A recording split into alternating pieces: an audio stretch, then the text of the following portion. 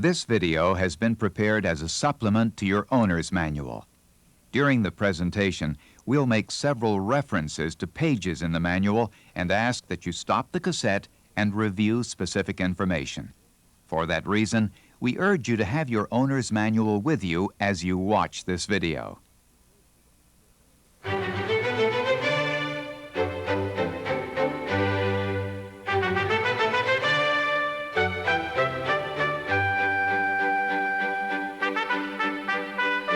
Quite simply, you now have in your possession one of the most exciting and technologically advanced cars that Mercedes-Benz has ever created.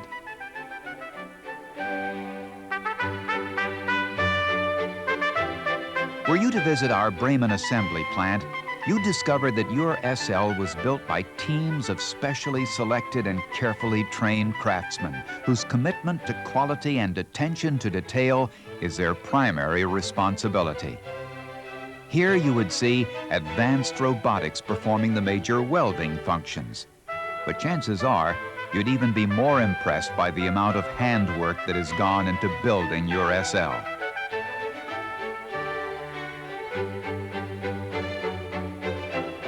After a while, you'd come to understand what these workers understand.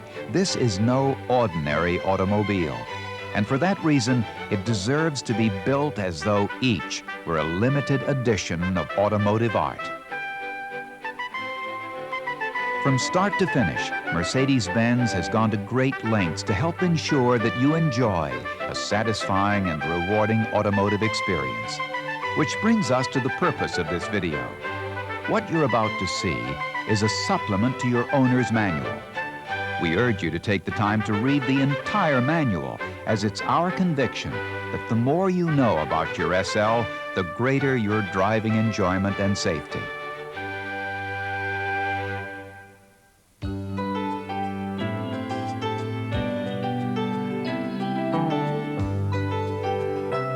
Your SL comes with 4 different types of keys: a master key, a valet key, a flat key, and 2 master keys with infrared remote control. The master key fits all the locks in the car. You can lock or unlock both doors, the trunk and the filler flap from either door or the trunk. The valet key fits only the door locks and steering lock. It will not fit the trunk or the storage compartment lock on the dashboard. If you wish to lock the trunk but provide access to the rest of the car, for example, when leaving your car in a parking lot, you can lock the trunk separately using the master key and leave the valet key for opening the doors and driving the car. The flat key fits all the locks, and we suggest that you carry it with you in a safe place so that it will always be handy. Keep in mind that if you have locked the trunk separately, both it and the filler flap will stay locked until specifically unlocked. If you are outside the automobile and wish to close the windows, all you need to do is turn the key in the door or trunk lock and hold. The windows will begin to close after approximately 1 second. To lock or unlock the SL with the infrared remote control, simply stand within 20 feet of the automobile and aim the transmitter at either the door locks or the trunk lock. If the windows happen to be down, you can close them by continuing to press the transmitter button. By the way, be sure that everyone, especially children, are clear of the windows during closing. Finally, anytime you lock the car, you automatically arm the anti-theft alarm system. Should anyone try to enter the car, open the hood, remove the radio, try to start the car, step on the brake, or open the storage compartment between the front seats, the alarm system will activate.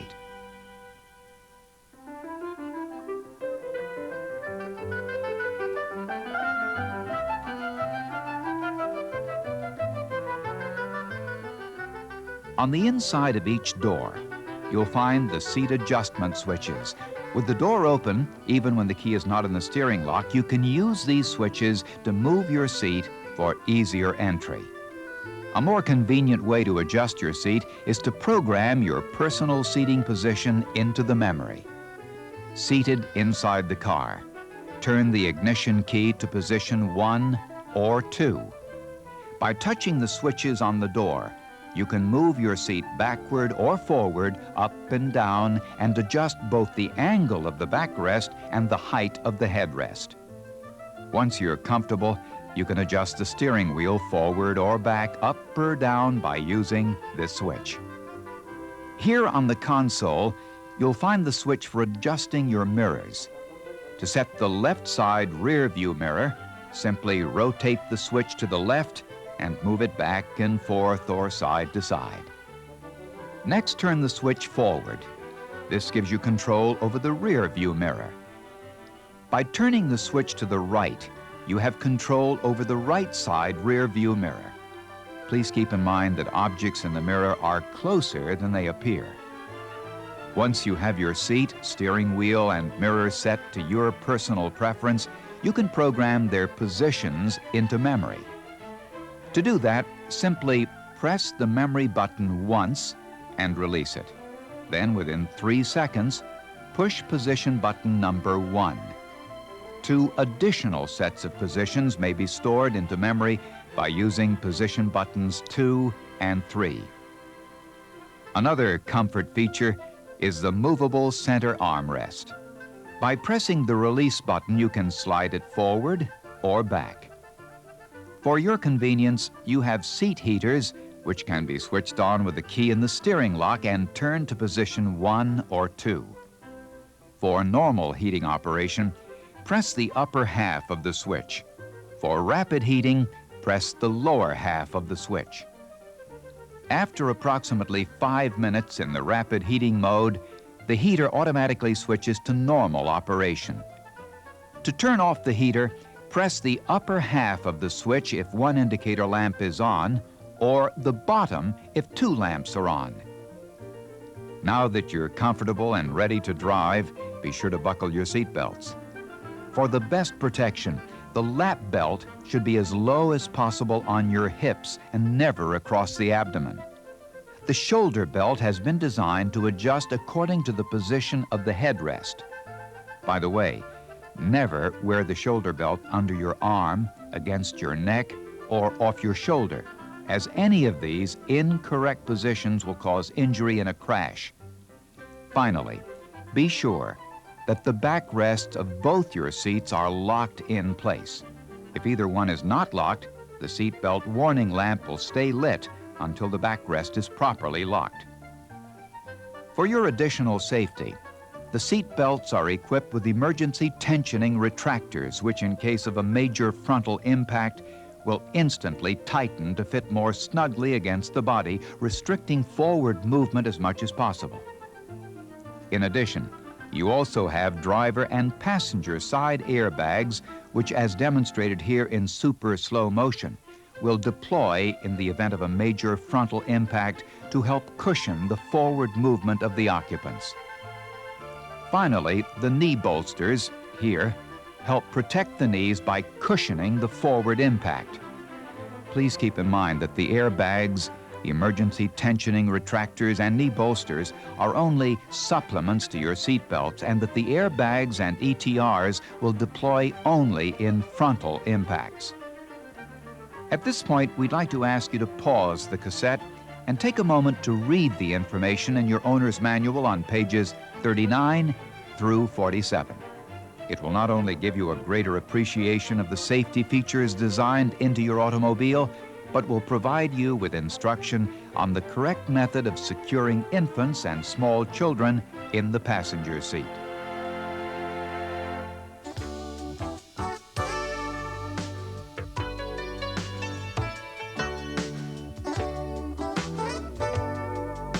All the driving controls have been placed so that they fall easily within the driver's reach. The turn signals operate in the conventional manner. By pulling the stalk toward you, you will activate the high beam flasher, even if the headlights have not been turned on. This stalk also controls your windshield wipers. By pressing the stalk briefly, you will cause the blade to wipe the window once without washer water.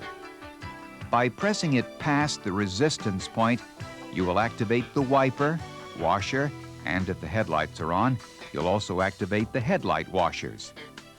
For normal operation, Twisting the stalk to position 1 gives you intermittent wiping for clearing light rain.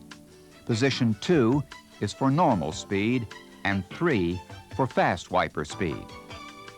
This stalk is for your cruise control, which will permit you to maintain any given speed above 25 miles per hour. For more information on its use, please consult pages 81 and 82 in your owner's manual.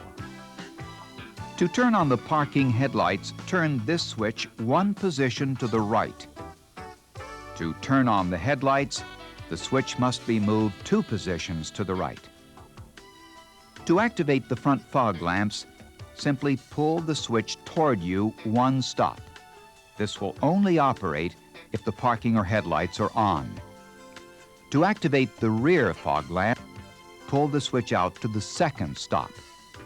Your new SL, as with all Mercedes-Benz automobiles, has standing lamps.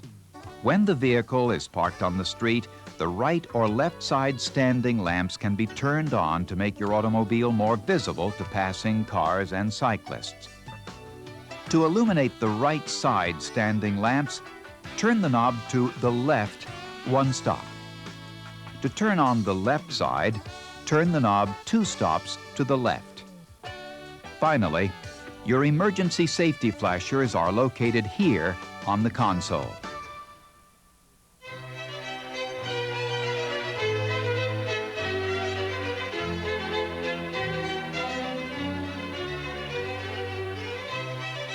One of the most important personal comfort features is the automatic climate control. The first step is to select the desired temperature with the temperature selector. By pushing this switch, you can display the selected temperature in either centigrade or Fahrenheit. For the normal operation of the system at the selected temperature, all you have to do is press Automatic. Depending on the temperature selected, the system will either heat or cool the interior compartment. To turn the system off, just press the O button. One word of advice. The temperature selector should be left at the desired temperature setting. The system will not heat or cool any quicker by setting a higher or lower temperature. At this point, we'd like to suggest that you pause your video cassette and turn to page 22 in your owner's manual. There you'll find a complete explanation of the various symbols and directions for operating the other automatic climate control features. Your Mercedes-Benz radio has been designed to give you a full range of listening options. To help acquaint you with its operation and programming, we've prepared a special audio cassette tape and instruction booklet, both of which should be in the packet of information delivered to you by your sales consultant. While we're on the subject of the radio, you'll find a convenient tape storage compartment at the base of your armrest. Simply depress any of the bins and immediately a cassette tape pops up ready for insertion. Below the cassette storage holder, you have your cigarette lighter and ashtray. This button releases your ashtray and can be removed for easy cleaning. On the console, you'll find the power window switches, the automatic antenna height adjustment, and the rear window defroster for the hardtop. By depressing this button, you can cause the roll bar to manually raise or lower. For more information, please refer to page 61. Behind each sun visor, you'll find a vanity mirror with lights. Over the mirror, you have lamps for both passenger and driver use.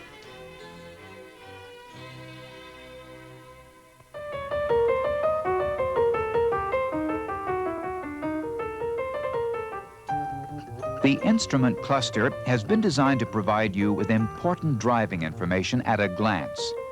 On your left is the fuel gauge. When the yellow light comes on, you are running low on fuel. This is a fuel economy gauge, which shows fuel consumption during driving. Next, you have the coolant temperature gauge, the oil pressure gauge, speedometer, odometer, trip odometer, and tachometer. This indicator shows you the outside temperature.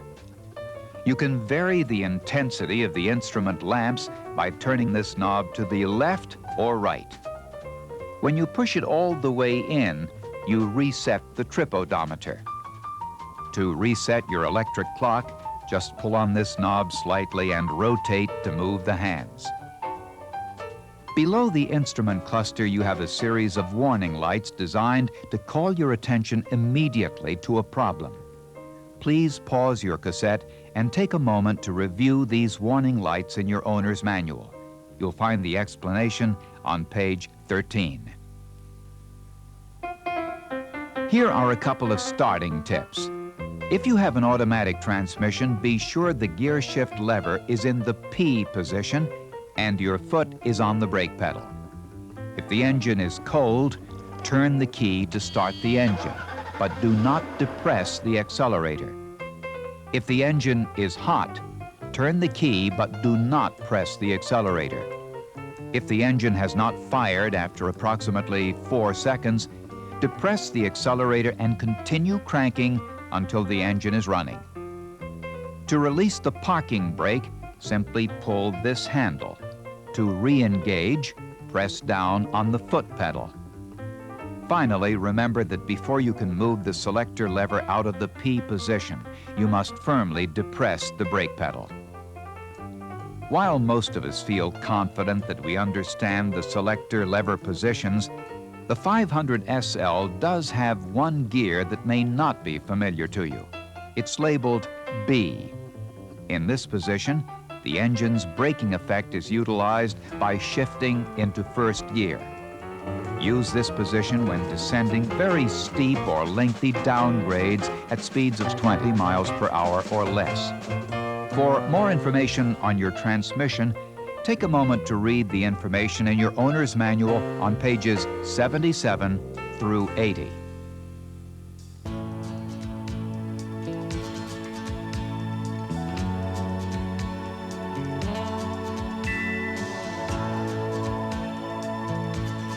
One of the many things that will delight you about your SL is the ease with which the soft top can be raised and lowered.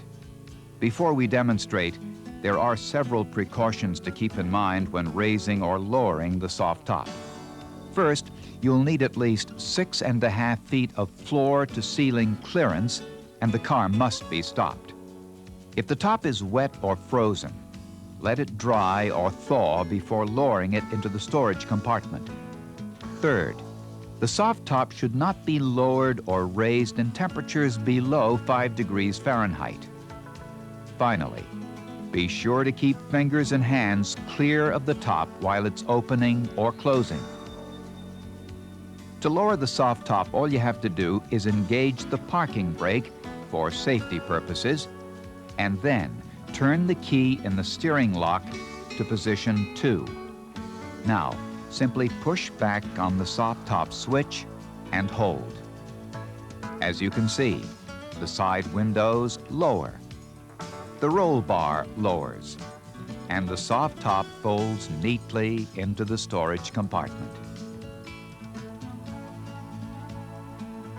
When the compartment cover closes and locks, the indicator lamp in the switch goes out to let you know that the lowering procedure has been completed. To raise the soft top, you simply slide the soft top switch forward and hold. Immediately, the side windows and roll bar will lower, assuming that they have been in the up position. The soft top emerges from the storage compartment, and then front and rear automatically lock into place. The indicator lamp in the switch will go out, indicating the procedure is complete. If you continue to hold the soft top switch, the windows will close. If your automobile is not on level ground, you may find that the soft top does not engage in the windshield header attachment points.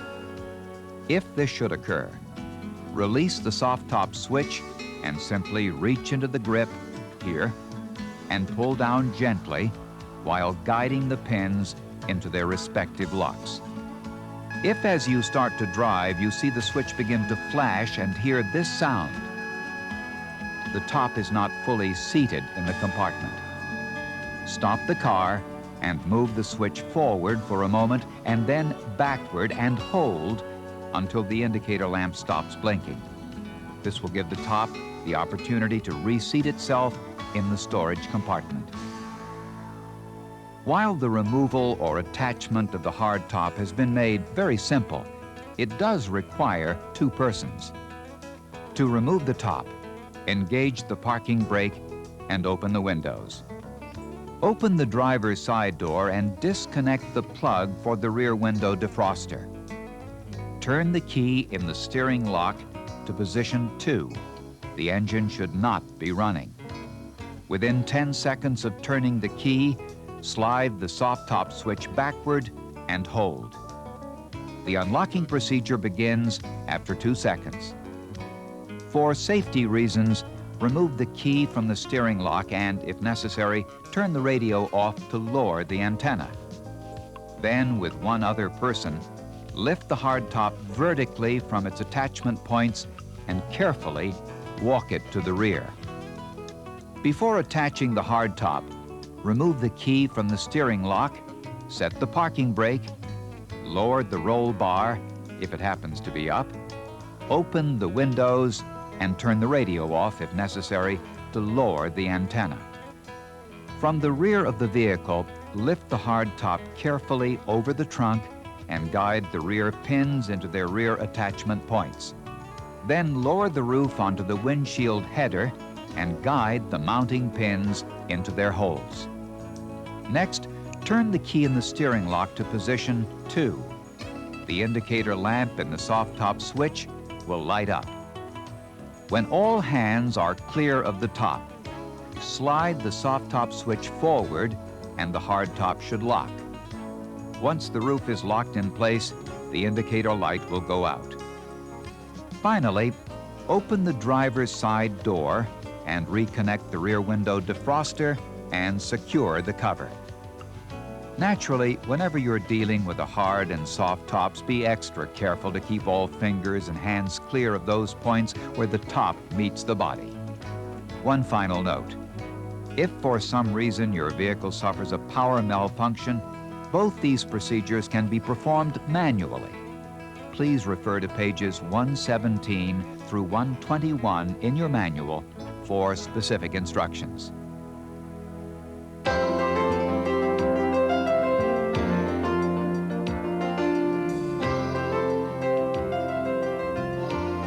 Because your SL has a passenger side airbag, the conventional glove box has been eliminated. However, you do have ample storage in other areas. This compartment is ideal for valuables as it can be locked separately from the rest of the car. On the console, you have a compartment designed especially for smaller items like pencils or glasses. Under the armrest, you'll find a larger compartment which locks when the car is locked. Maps and other soft flat items will fit nicely in side door pockets. Finally, in the rear, you have 2 storage wells which are easily accessed. When you open the trunk, you'll note that a convenience light comes on. If you plan to leave the trunk lid open for an extended period of time, you can use a car key to turn the lamp off and prevent an unnecessary drain on the battery. When the trunk lid is closed, the switch will reset and turn on the lamp the next time the lid is opened. The full-size spare tire, jack, and tool kit are located under the floor panel, and the maintenance-free battery is secured beneath this cover panel. While we hope that you'll never have to change a flat tire, it might nevertheless prove helpful to view a correct demonstration of how to jack the SL. After turning off the engine, the first step is to set the parking brake, place the car in park or in first or reverse in vehicles with manual transmissions, and turn on your hazard lights. It's also a good idea to place wheel chocks or a sizable wood block or stone in front of and behind the wheel diagonally opposite the one to be changed. For your safety, be sure to stay far enough off the roadway to avoid other traffic. Next, remove the protective cover from the jack support tube opening. Then, Insert the jack arm fully into the tube hole up to the stop. Position the jack so that it is standing straight up and down in a vertical position, even if the vehicle is parked on an incline. For more information on changing a wheel, refer to page 101 in your owner's manual.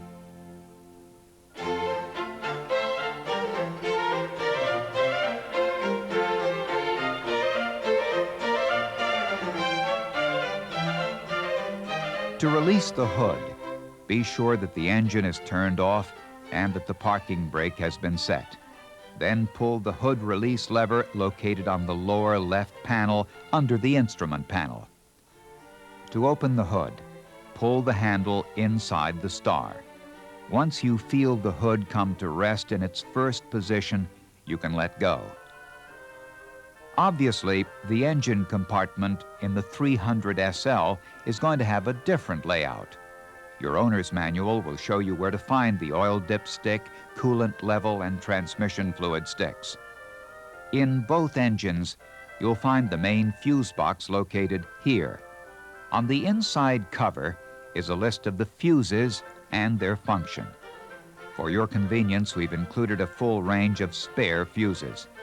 An auxiliary fuse box is located here. A second auxiliary fuse box is located in the trunk. To close the hood, simply lower it to about 12 inches and let it drop. Do not push on the hood with your hands.